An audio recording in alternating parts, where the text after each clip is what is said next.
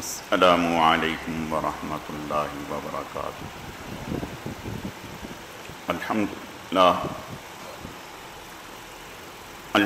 للہ نحمده ونستعینه ونستغفره ونؤمن به ونتوکل علیہ ونعوذ باللہ من شرور انفسنا ومن سیئات اعمالنا،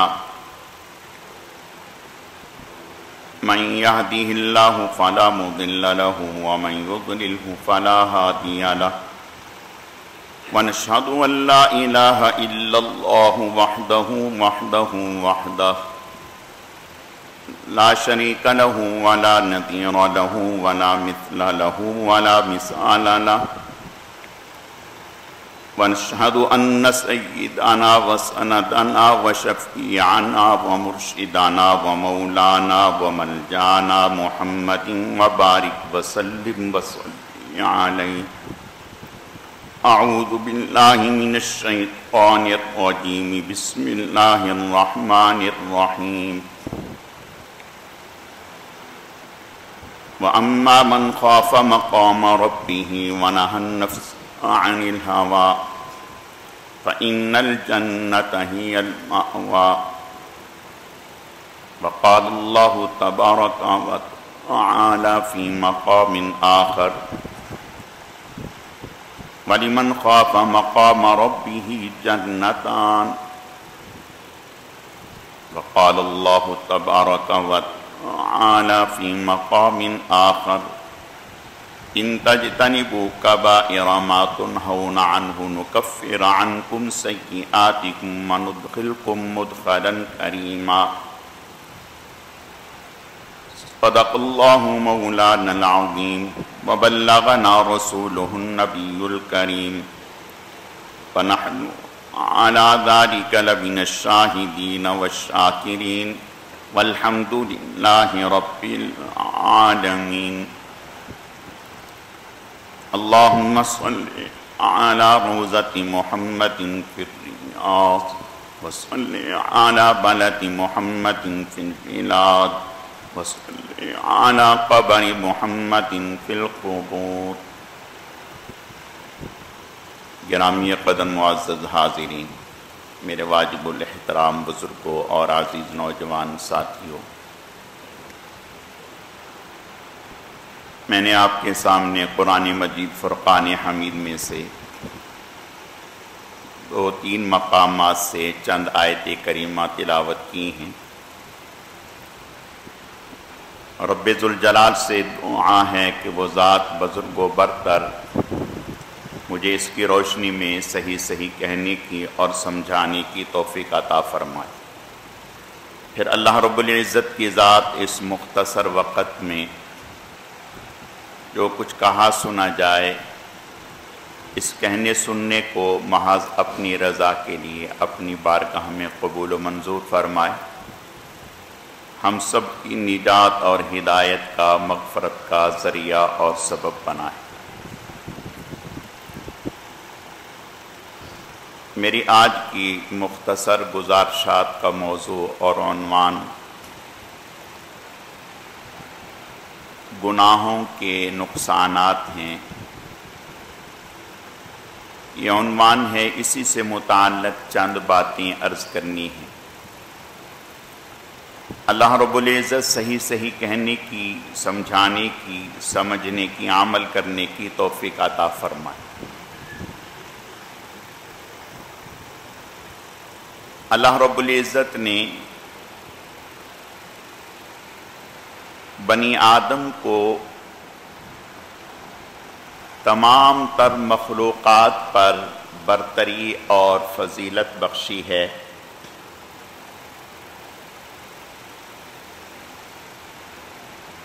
اس لیے کہ اللہ پاک نے انسان میں شعور رکھا ہے، یہ اپنے شعور سے، سمجھ سے یہ اندازہ کر لیتا ہے کہ یہ چیز میرے لیے فائدہ مند ہے، یہ چیز میرے لیے نقصان دہ ہے۔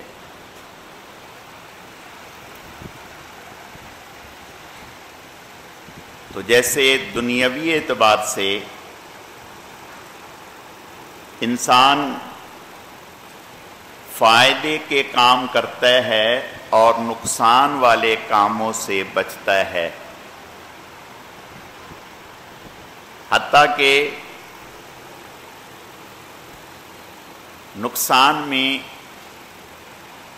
نقصان سے بچنے کے لیے اپنی خواہشات کو بھی قربان کرتا ہے۔ مثلاً میٹھا کھانے کو دل چاہتا ہے، بڑا تقاضا ہے طبیعت میں میٹھا کھاؤں، لیکن شوگر پہلے سے ہائی ہے، نہ خود کھا رہا ہے نہ گھر والے کھانے دے رہے ہیں۔ بھئی کیوں نہیں کھا رہے؟ جب آپ کا اتنا دل چاہ رہا ہے، آپ کو اتنی بے چینی ہو رہی ہے، تو اب کھا کیوں نہیں رہے؟ کہہ رہے جی اگر پہلے ہی شوگر ہائی ہے، اگر میٹھا کھائیں گے تو جلدی سے قبرستان پہنچیں گے، تو لہذا چاہنے کے باوجود بھی، خواہش ہونے کے باوجود بھی میٹھے سے بچ رہا ہے۔ اچھا بھائی نمکین کیوں نہیں کھا رہے؟ نمک سے بھی پرہیز ہے، پھیکا کھا رہے ہیں، کیا کریں؟ بلڈ پریشر ہائی رہتا ہے، گردے خراب ہونے کا اندیشہ ہے، اس لیے نمک سے بھی اجتناب ہے۔ تو گویا اپنی صحت کے لیے، اپنی بقا کے لیے، اپنے آپ کو فٹ رکھنے کے لیے اپنی خواہشات کی قربانی دے رہا ہے، اور روزانہ دے رہا ہے، روزانہ دے رہا ہے۔ بعض دفعہ دوست کہتے ہیں یار ہمارے لیے کھا لو بھائی، کہتا نہیں کھاؤں گا۔ اگر اپنے نفس کے لیے، اپنی جان کے لیے اپنی خواہشات کو قربان کیا جا سکتا ہے، تو اپنے اللہ کے لیے اپنی خواہشات کو قربان کیوں نہیں کیا جا سکتا بھائی؟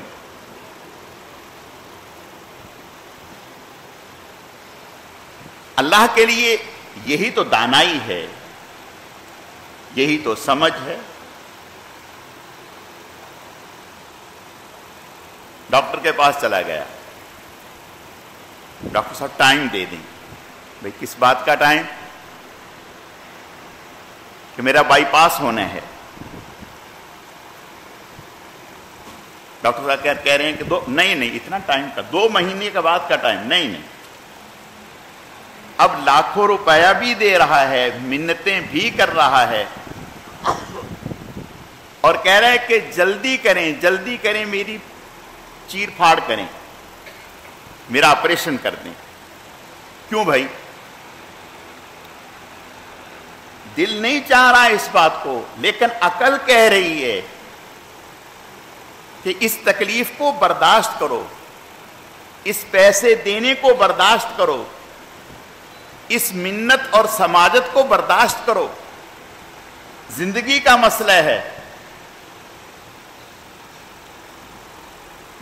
تو عقل کے ہاتھوں مجبور ہو کر، نفس تو یہ چاہ رہا ہے، خواہش تو یہ ہو رہی ہے کہ بچ جاؤں، اس کے بغیر ہی کام چل جائے، پیسے نہ لگیں، نقصان تکلیف نہ اٹھانی پڑے، لیکن عقل کے ہاتھوں مجبور ہے کہ پیسے بچانے کے چکر میں پڑوں گا، تکلیف سے بچنے کی کوشش کروں گا تو زندگی سے ہاتھ دھو بیٹھوں گا۔ تو پتہ چلا کہ اتنی بڑی تکلیف اور اتنا پیسہ اس لیے برداشت کر رہا ہے کہ یہ سمجھ رہا ہے کہ اس کا نقصان بڑا ہے۔ جب میرے پیارو دنیا کے کاموں میں ہم یہ سوجھ بوجھ رکھتے ہیں، دنیا کے کاموں میں، دنیا کے معاملات میں ہم یہ عقل رکھتے ہیں، ہم یہ شعور رکھتے ہیں کہ یہ چیز میری نفع کے لیے ہے، یہ چیز میرے نقصان کے لیے ہے، تو ہمارا یہ شعور دین کے بارے میں کیوں نہیں جاگتا؟ بس اتنی سی بات ہے کہ ہمارا یہ شعور دین کے بارے میں کیوں نہیں جاگتا؟ دین میں ہم اس رخ پر کیوں آ جاتے ہیں کہ یہ تو بڑا گناہ ہے، یہ چھوٹا گناہ ہے، چلتا ہے؟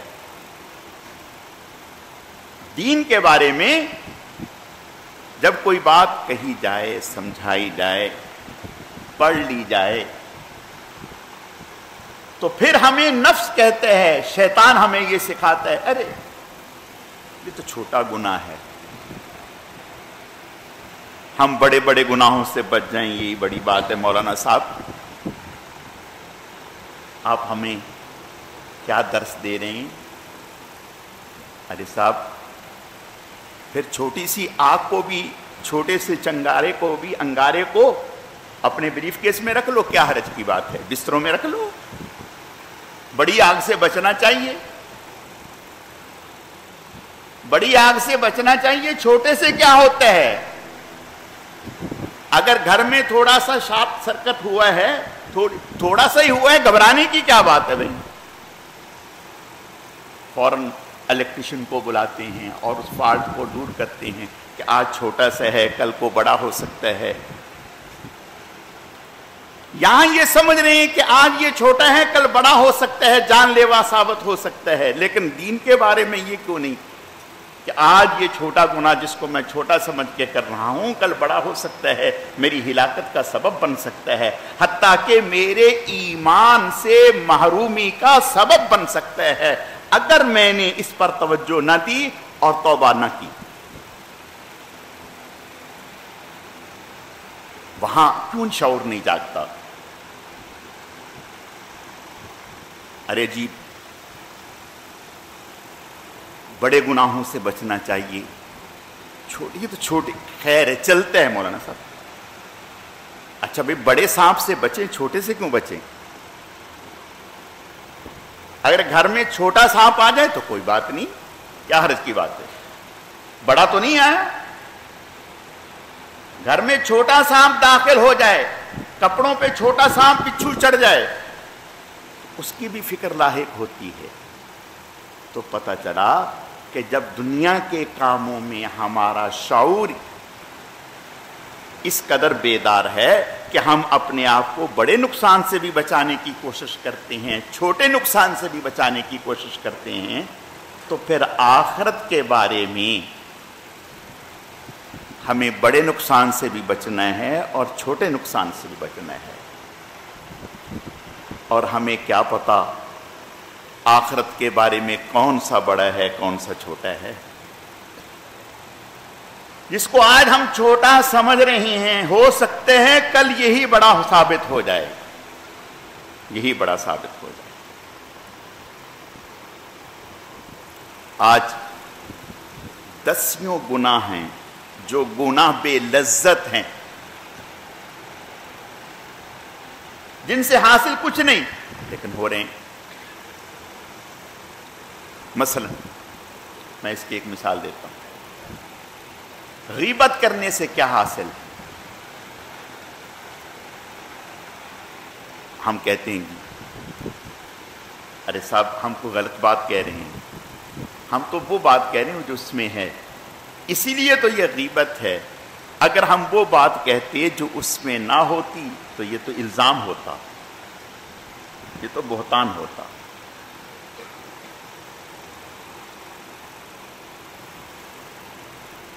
آپ صلی اللہ علیہ وسلم کے سامنے آپ کے ازواج میں ایک زوجہ محترمہ نسبتاً قد قامت تھوڑی پست تھی۔ اب کسی موقع پر کسی دوسری زوجہ محترمہ سے زبان سے یہ نکل گیا کہ وہ اشارہ کیا وسط قد کی طرف. آپ صلی اللہ علیہ وسلم نے ارشاد فرمایا تم نے ایسی بات کہی ہے اگر یہ سمندر میں ڈال دے تو پورے سمندر کے پانی کو بدبودار اور کڑوا کر دے. بات تو ٹھیک کہی ہے. غیبت ہوتی سچ ہے لیکن پیٹھ پیچھے کی جاتی ہے جس سے سن کر اس کو تکلیف ہوتی ہے, ناگوار گزرتا ہے, اسی کو غیبت کہتے ہیں.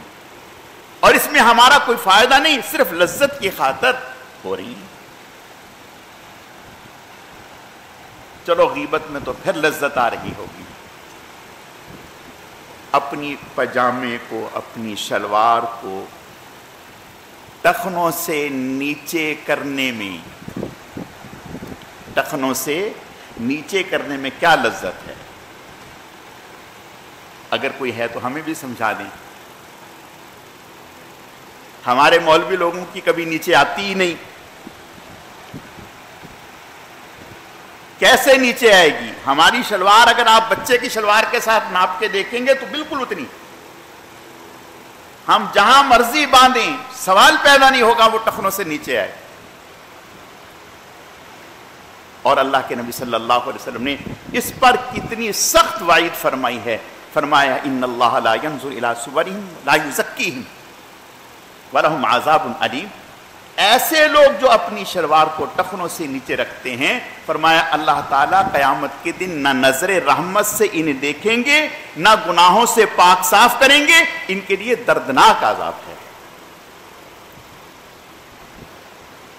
اب دیکھو بھائی کتنی دفعہ ہم نے یہ بات سنی ہوگی اپنی زندگی میں, کتنی دفعہ سنی ہوگی, لیکن کیوں شعور بیدار نہیں ہو رہا کہ بھئی ہم بے لذت گناہ کیے جا رہے ہیں, بے لذت گناہ کیے جا رہے ہیں اور پرواہ نہیں. حضرت عمر بن خطاب رضی اللہ تعالیٰ عنہ بالکل آخری وقت میں, یعنی چند گھنٹوں کے بعد شہید ہو گئے. زخم یعنی جان لیوا زخم ہے, حملہ ہو گیا, ایک نوجوان تیمارداری کے لیے آیا تو حضرت لیٹے ہوئے تو نگاہ پڑ گئی کہ اس کا تہبند لنگی ٹخنوں سے نیچے ہے. حضرت نے بلایا اور بلا کر کے فرمایا میاں یہ کیا ہے, یہ کیا ہے؟ اپنی چادر کو اوپر کرو, چادر کو اوپر کرو. اس لمحے بھی خیر کی بات سے رکے نہیں, متوجہ کیا.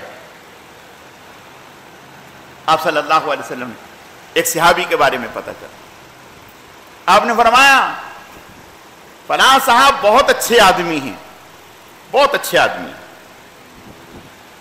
کاش کہ 2-3 کام کر لے. فرمایا آدمی بہت اچھے ہیں, 2-3 کام کر لے. 3 کام. فرمایا ایک کام تو یہ کہ اس کے بال بہت بڑے ہیں. اللہ کے نبی صلی اللہ علیہ وسلم سے بالوں کے 3 نمونے ہیں بس.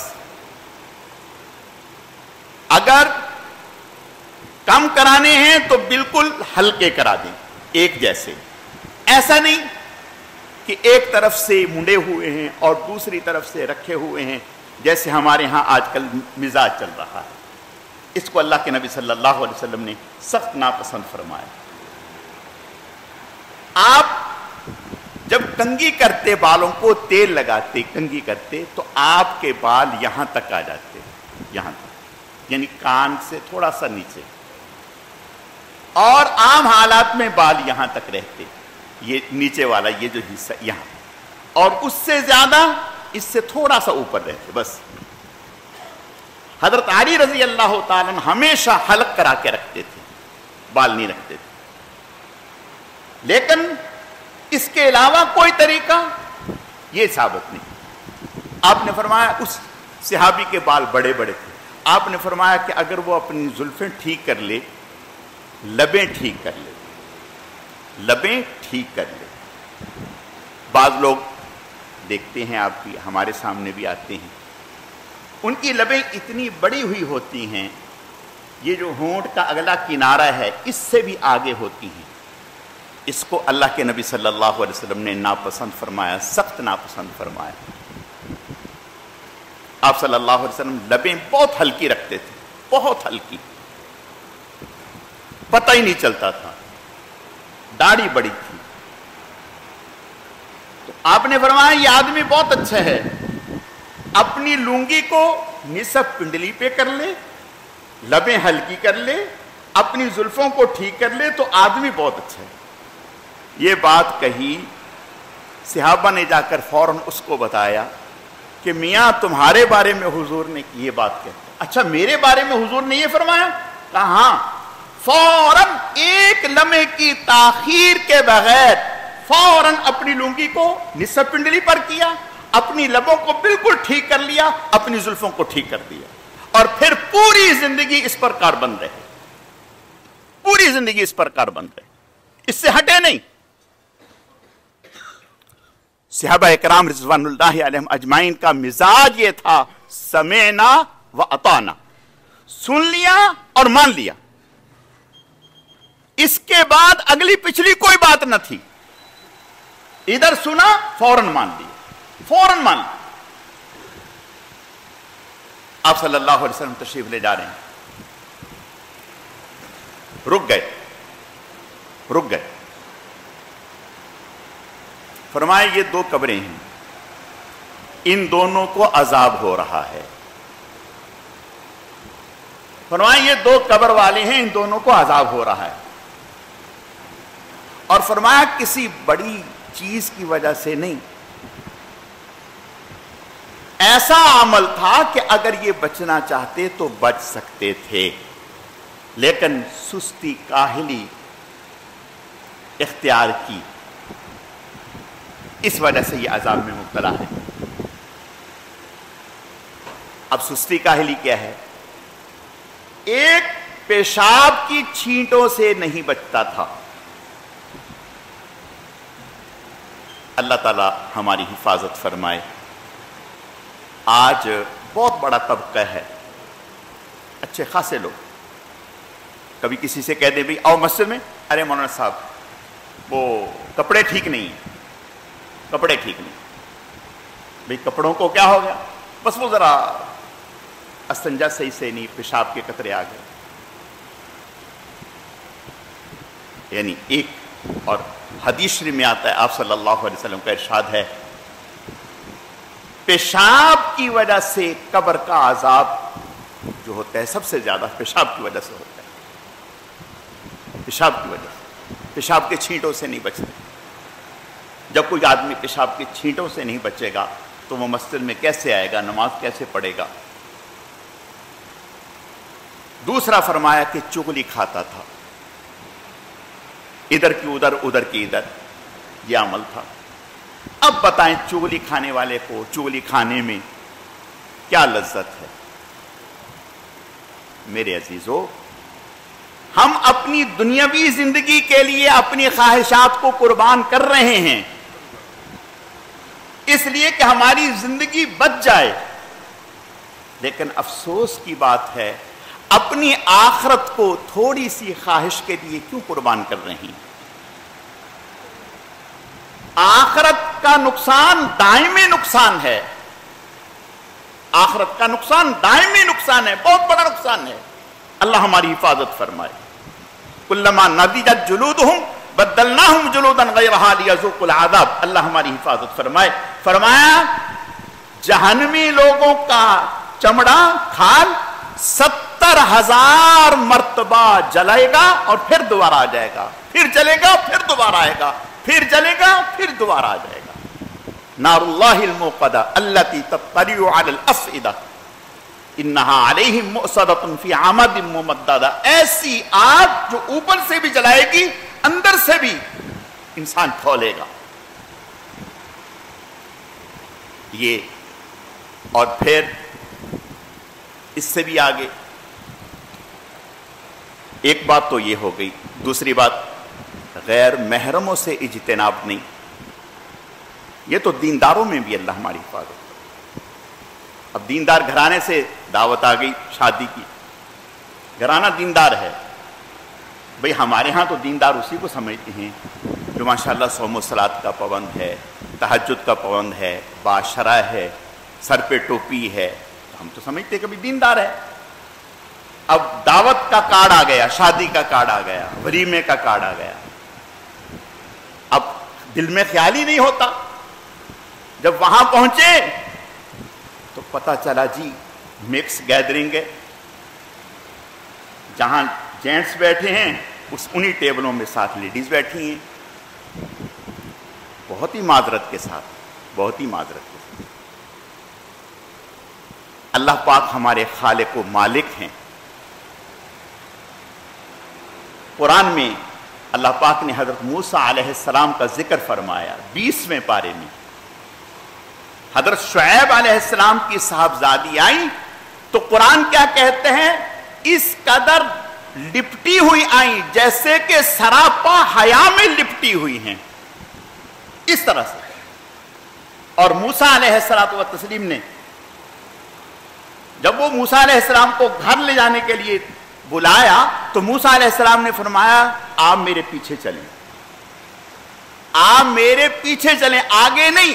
آپ غیر محرم ہیں، جب آپ میری آگے چلیں گی تو لازماً میری نگاہ بار بار آپ کی طرف اٹھے گی. آپ میرے پیچھے چلیں. جب دائیں بائیں مڑنا ہو تو بتائیں کہ اس طرح مڑنا ہے. آج ہمارے ہاں غیر محرم عورتوں کے ساتھ آفس میں ادھر ادھر، اس کو کوئی عیب ہی نہیں سمجھا جاتا. معذرت کے ساتھ جن دنوں میں کرونا تھا تو ان دنوں میں کرونا کے مریضوں سے کیوں بچ رہے تھے بھائی؟ کہہ رہے ہیں مولانا صاحب یہ بڑی سخت بیماری ہے، یہ تو دور سے ہی لگ جاتی ہے، دور سے لگتی ہے. اگر کرونا دور سے لگتے ہیں تو یہ غیر محرم والا کرونا اس سے بھی دور سے لگتا ہے، یہ اس سے بھی دور سے لگتا ہے. اللہ کے نبی کا ارشاد ہے، فرمایا جہاں کوئی غیر محرم عورت اور غیر محرم مرد ہوگا، فرمایا تیسرا وہاں شیطان ہوگا جو ڈس کے رہے گا. میرے پیارو، میں یہ عرض کرنا چاہتا ہوں، ہم اسلامی ملک میں رہتے ہیں، مسلمان ہیں، اللہ نے ہمیں اسلام جیسی دولت عطا کی ہے. ہم وہ اپنی خواہشات جو اسلام کے دین کے طریقے سے ہٹ کر ہیں، ان خواہشات کو قربان کریں.